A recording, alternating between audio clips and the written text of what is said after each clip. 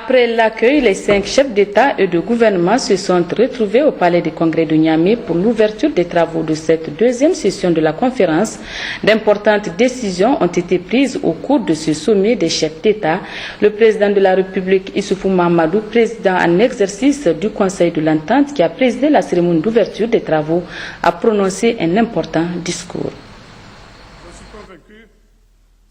Tout d'abord, c'est 1 minute de silence que le président de la République, chef de l'État Issoufou Mahamadou, président en exercice du Conseil de l'Entente, a fait observer à l'assistance pour ainsi rendre une fois de plus hommage au président sud-africain Nelson Mandela. Modèle de détermination, de clairvoyance politique et source d'inspiration, l'a-t-il qualifié. Des valeurs qui, aujourd'hui, animent les 5 chefs d'État et de gouvernement du Conseil de l'Entente, comme en témoigne la ferme volonté et la conviction avec laquelle ils ont fait renaître l'organisation de ces cendres et la redynamiser. Nous avons bien voulu placer la présente session sous le thème de l'entente consolidée pour la paix et le développement. Ce faisant, cette deuxième conférence nous offre l'opportunité de réaffirmer notre engagement à œuvrer à l'édification d'une communauté plus solidaire et unie, répondant aux aspirations et aux attentes les plus profondes de nos populations. Les objectifs que nous poursuivons et qui sont énoncés dans le plan stratégique 2013-2016 seront atteints, j'en suis convaincu, si nous faisons montre d'une ferme volonté politique à réussir. C'est dire que l'engagement individuel et collectif de nos États sera déterminant pour le succès de ce plan. Messieurs les chefs d'État et de gouvernement, depuis notre conférence de 2009 à Yamoussoukro, nous avons bien avancé. En effet, nous avons procédé à la révision du traité et à la réforme du secrétariat exécutif sur le plan organisationnel et fonctionnel. Nous devons maintenant nous atteler à la mise en œuvre des programmes contenus dans le plan stratégique.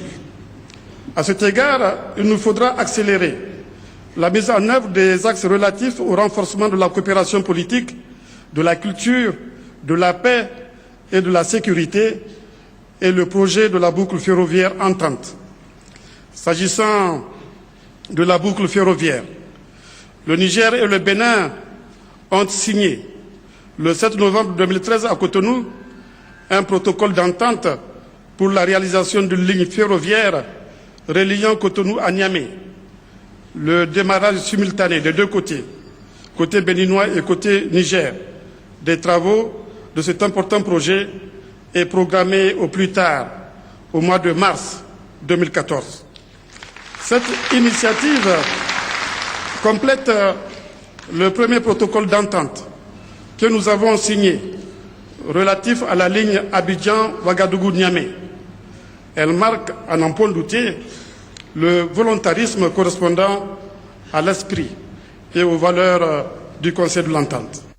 Le président de la République du Bénin, Dr Thomas Boniaï, celui du Burkina Faso, Blaise Compaoré, celui de la Côte d'Ivoire, Alassane Ouattara, celui du Togo, Faure Essozimna et Assimbe Yadema, tous présents à Niamey, aux côtés de leur homologue Issoufou Mahamadou, vont au cours de cette deuxième session ordinaire de la conférence des chefs d'État et de gouvernement du Conseil de l'Entente, échanger et prendre des décisions importantes pour l'avenir de l'organisation et pour le grand bonheur des populations de l'espace commun. Pour réaliser les aspirations de nos populations à la sécurité et au développement, nous devons bien sûr, en premier lieu, compter sur nos propres forces. C'est pourquoi notre organisation doit disposer de ressources suffisantes. À cet égard, les ministres ont identifié 3 sources alternatives de financement sur lesquelles la présente conférence doit se prononcer. Il s'agit de la contribution du secteur des télécommunications, de l'institution d'un timbre sur les tickets de transport interurbain et de la parafiscalité sur les vins et les spiritueux. Il nous revient, au cours de nos travaux, de choisir un ou plusieurs modes de financement. Messieurs les chefs d'État et de gouvernement, mesdames et messieurs, la mobilisation de ces ressources permettra, sans nul doute, d'accélérer la réalisation des 2 nouveaux projets régionaux d'électrification rurale et d'hydraulique villageoise qui sont soumis à l'approbation de notre session et qui vont contribuer au bien-être de nos populations.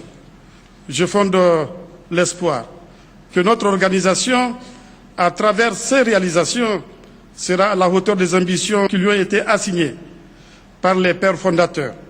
J'entends le président Hubert Maga du Bénin, le président Maurice Amego du Burkina Faso, le président Houphouët-Boigny de Côte d'Ivoire, le président Djori Hamani du Niger, auquel s'était joint le président Yassimbe Eyadema du Togo.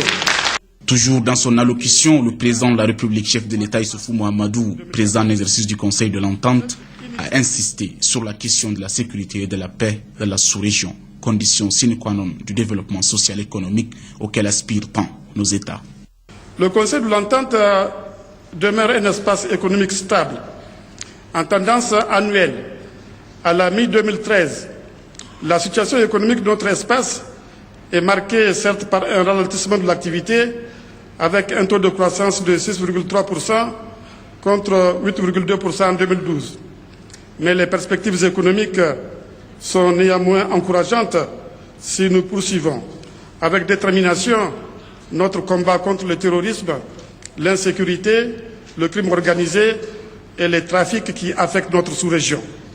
Nos initiatives, parce qu'elles visent la préservation de la paix et de la sécurité, nous permettront ainsi de répondre aux aspirations de nos laborieuses populations à la sécurité.